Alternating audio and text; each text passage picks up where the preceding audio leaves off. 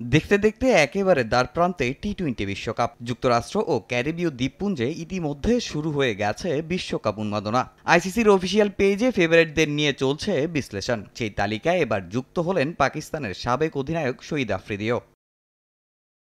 পাকিস্তানকেই আমি ফেভারিট ভাবছি। আমাদের ফাইনাল খেলা উচিত, কারণ সেখানের কন্ডিশনের সঙ্গে আমাদের মানিয়ে নেওয়া সহজ।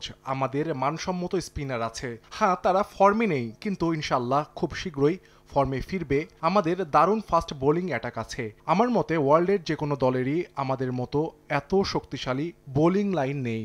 সবার শেষে এবারে টি-20 বিশ্বকাপের স্কোয়াড ঘোষণা করেছে পাকিস্তান। মেন ইন গ্রিনদের বোলিংয়ের মতো ব্যাটিং সাইডও অনেক শক্তিশালী। তবে ব্যাটারদের স্ট্রাইক রেট নিয়ে দুশ্চিন্তায় আফ্রিদি। কিংবদন্তি এই ক্রিকেটার ওপেনিং পজিশন নিয়েও জানিয়েছেন নিজস্ব মতামত।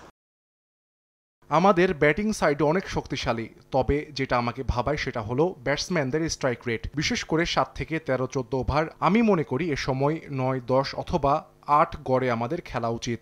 ভালো হবে যদি ফখরকে উপরে সুযোগ দেওয়া হয়। আমি মনে করি ওয়েস্ট ইন্ডিজের কন্ডিশনে ফখর জামান বেশ ভালোভাবেই মানিয়ে নেবে। নগদে 500 টাকা বা তার বেশি পেমেন্টে পেতে পারেন ঢাকায় জমিসহ 20 কোটি টাকার পুরস্কার। এবারের বিশ্বকাপ স্কোয়াডে পাকিস্তান দলের সবচেয়ে বড় চমক ইমাদ ওয়াসিম ও মোহাম্মদ আমিরের অন্তর্ভুক্তি। অভিমানে দুজনেই ছেড়েছিলেন জাতীয় দল। বিশ্বকাপে এই দুই ক্রিকেটার কি দলের বড় অস্ত্র হিসেবে ভাবছেন সাবেক অধিনায়ক।